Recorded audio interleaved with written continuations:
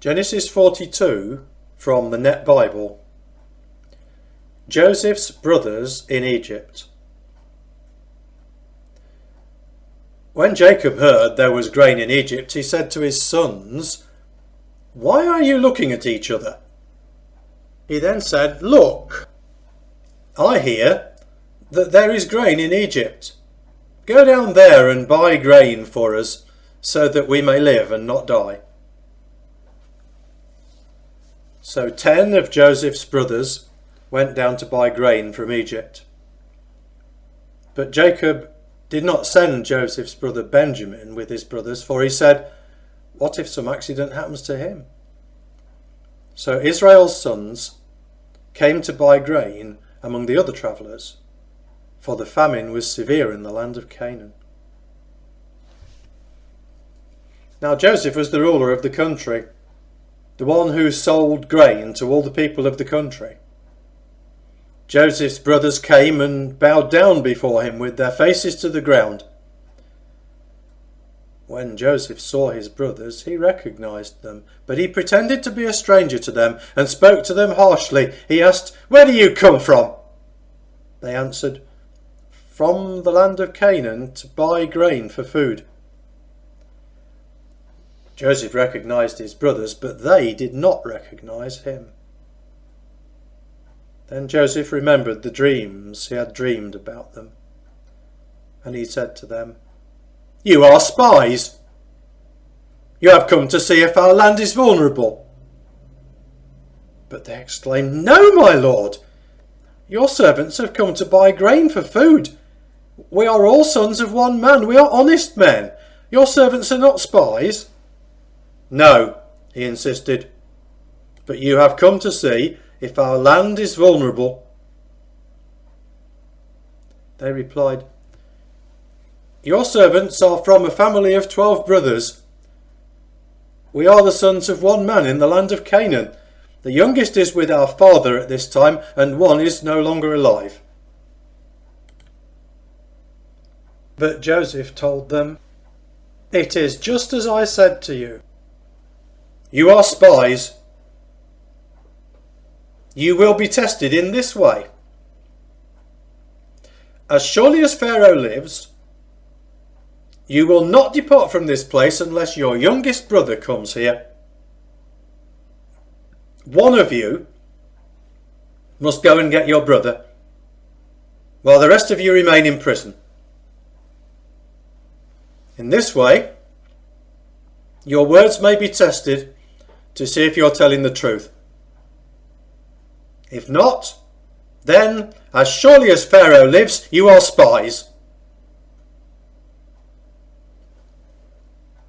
He imprisoned them all for 3 days.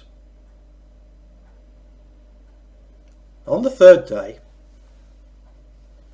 Joseph said to them, "Do as I say and you will live, for I fear God.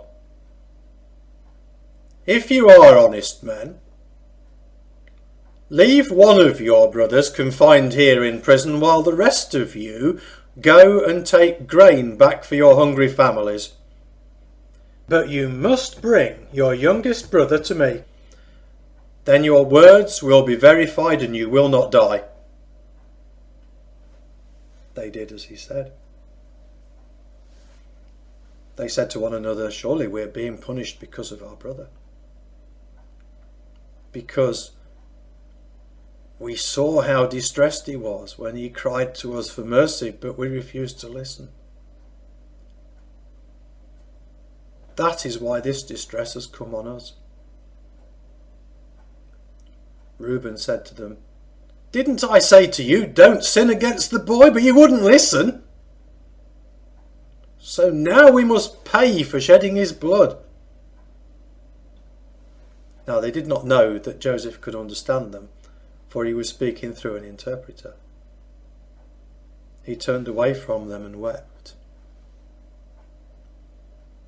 When he turned around and spoke to them again, he had Simeon taken from them and tied up before their eyes. Then Joseph gave orders to fill their bags with grain, to return each man's money to his sack, and to give them provisions for the journey. His orders were carried out. So they loaded their grain on their donkeys and left. When one of them opened his sack to get feed for his donkey at their resting place, he saw his money in the mouth of his sack. He said to his brothers, "My money was returned.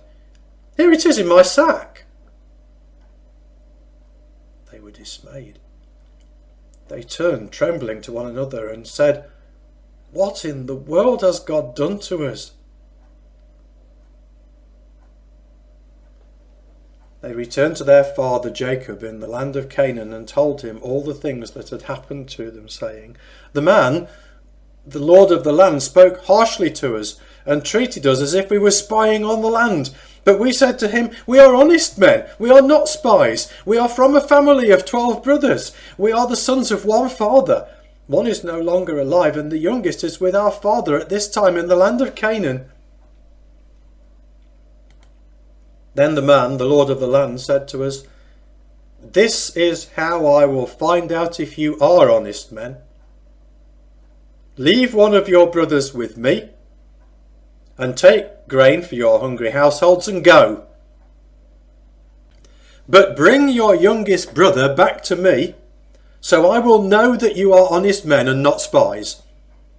Then I will give your brother back to you, and you may move about freely in the land.'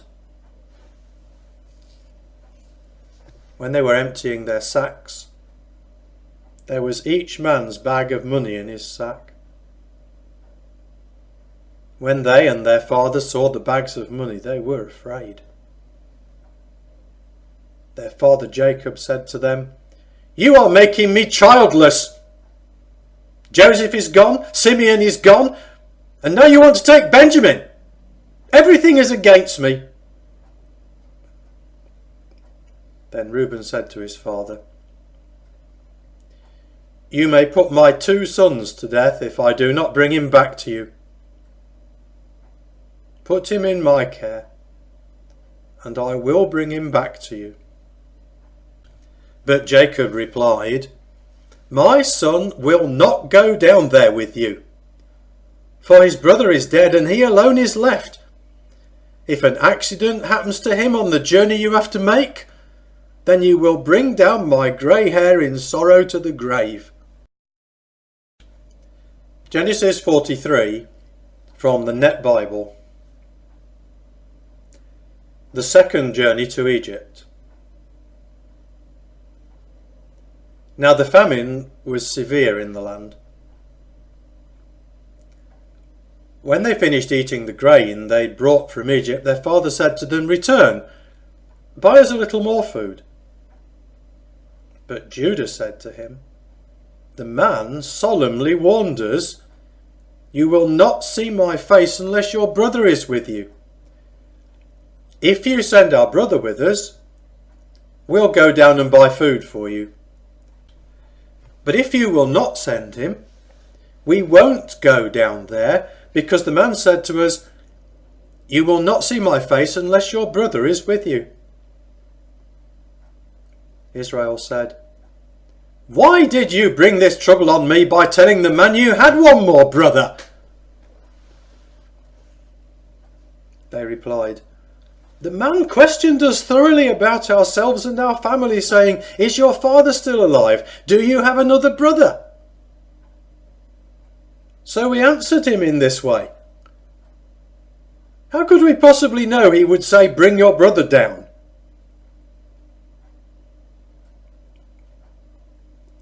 Then Judah said to his father Israel, "Send the boy with me, and we will go immediately. Then we will live and not die, we and you and our little ones. I myself pledge security for him. You may hold me liable. If I do not bring him back to you and place him here before you, I will bear the blame before you all my life.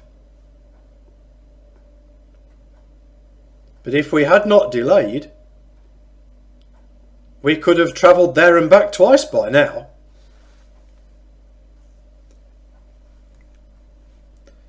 Then their father Israel said to them, "If it must be so, then do this.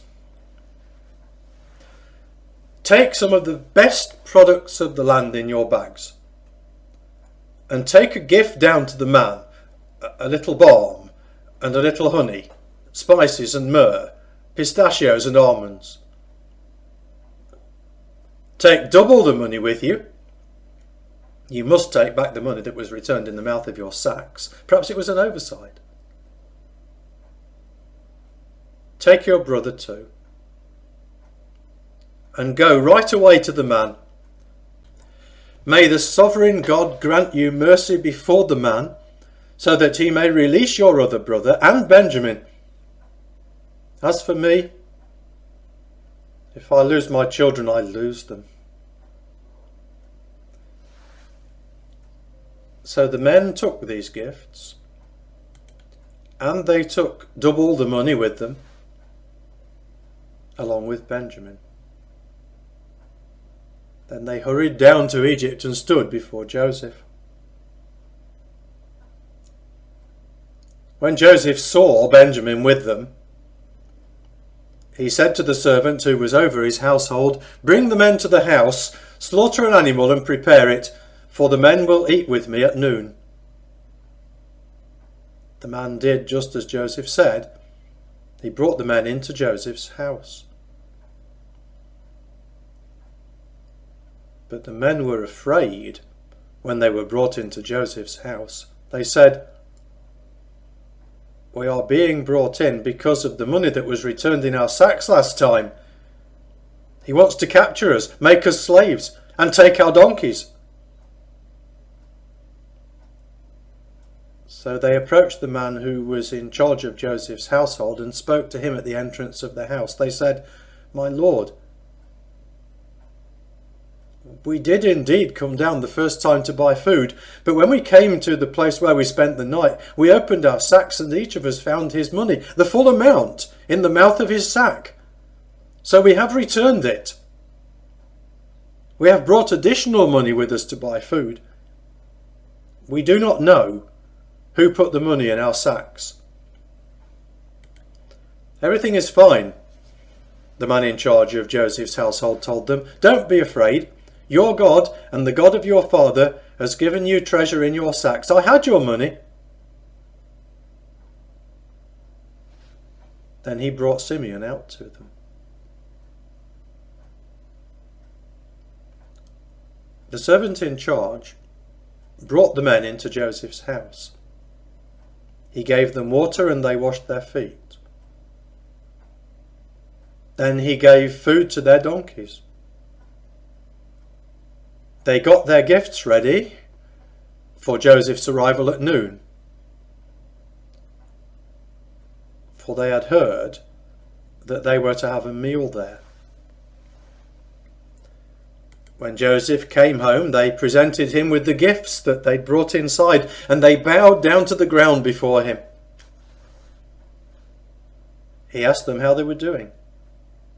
Then he said, "Is your aging father well, the one you spoke about? Is he still alive?"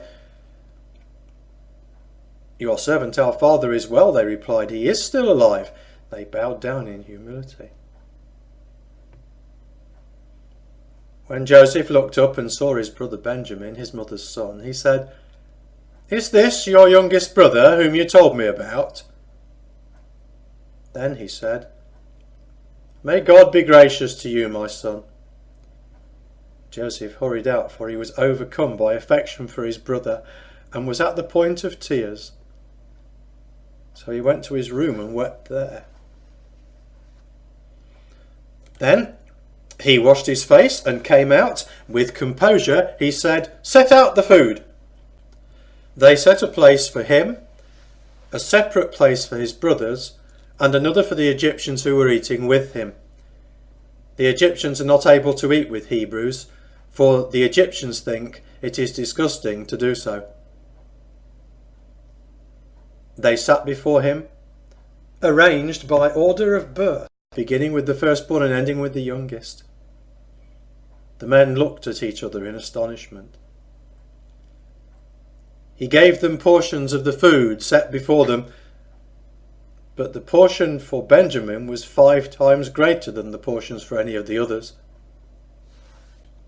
They drank with Joseph until they all became drunk. Psalm 46 from the Net Bible. For the music director, by the Korahites, according to the Alamoth style, a song. God is our strong refuge. He is truly our helper in times of trouble.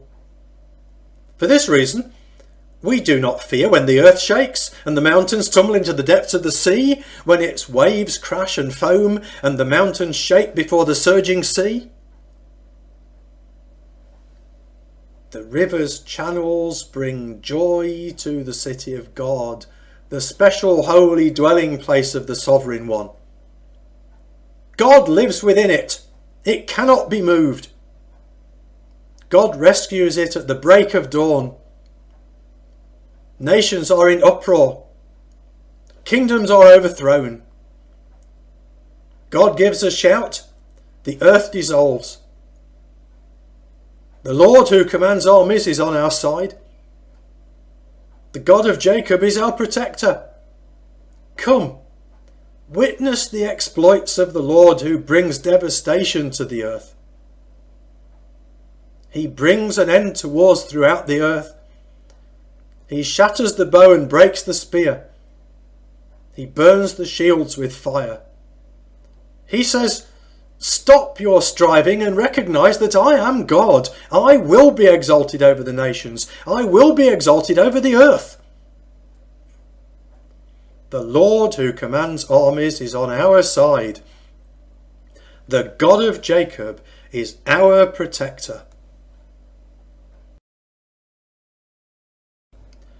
Psalm 47 from the Net Bible. For the music director, by the Korahites, a psalm.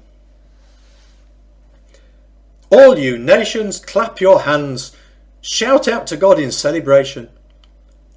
For the sovereign Lord is awe-inspiring.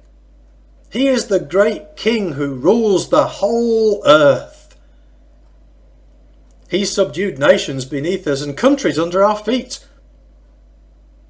He picked out for us a special land to be a source of pride for Jacob, whom he loves. God has ascended his throne amid loud shouts. The Lord has ascended his throne amid the blaring of ram's horns. Sing to God. Sing. Sing to our King. Sing. For God is King of the whole earth. Sing a well-written song. God reigns over the nations. God sits on his holy throne.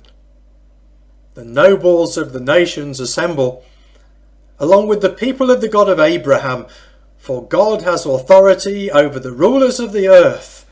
He is highly exalted.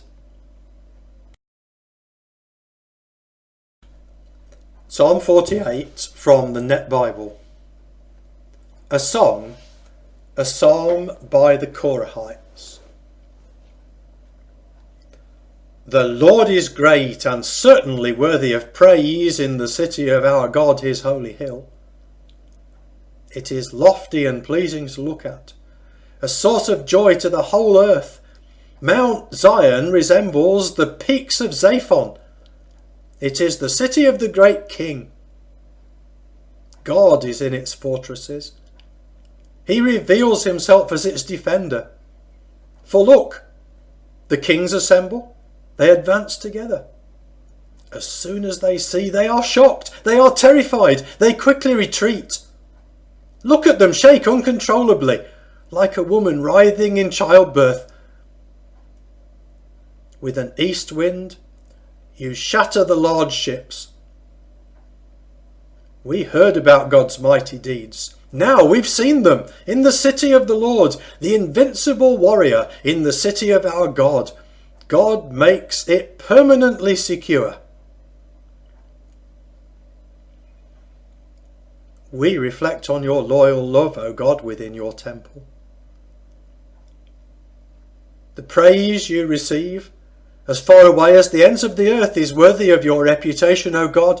You execute justice. Mount Zion rejoices.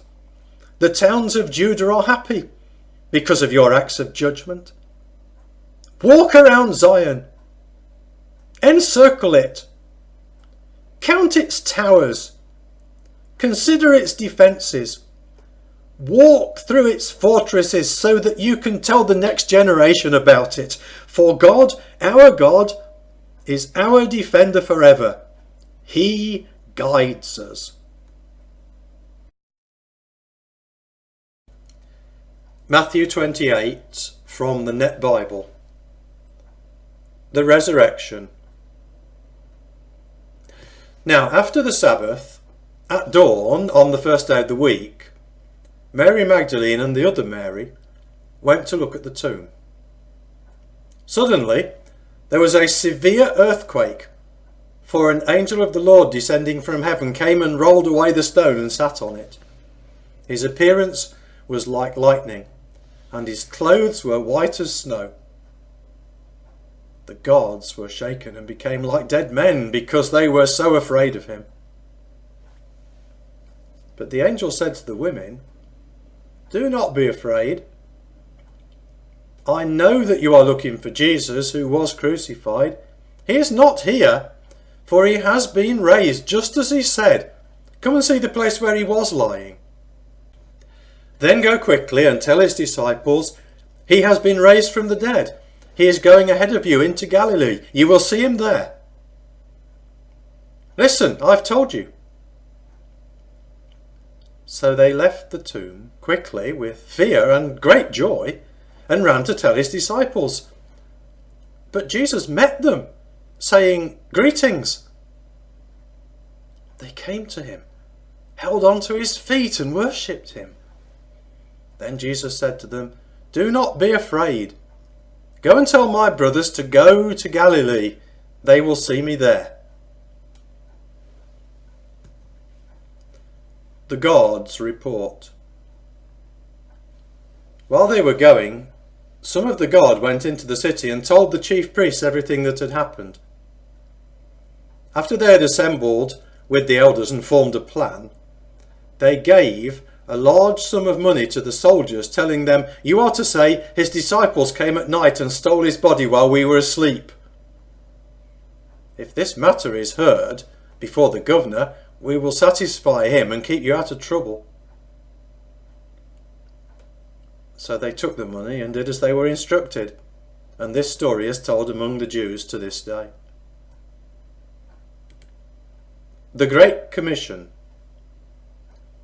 So the 11 disciples went to Galilee, to the mountain Jesus had designated. When they saw him, they worshipped him, but some doubted. Then Jesus came up and said to them, "All authority in heaven and on earth has been given to me.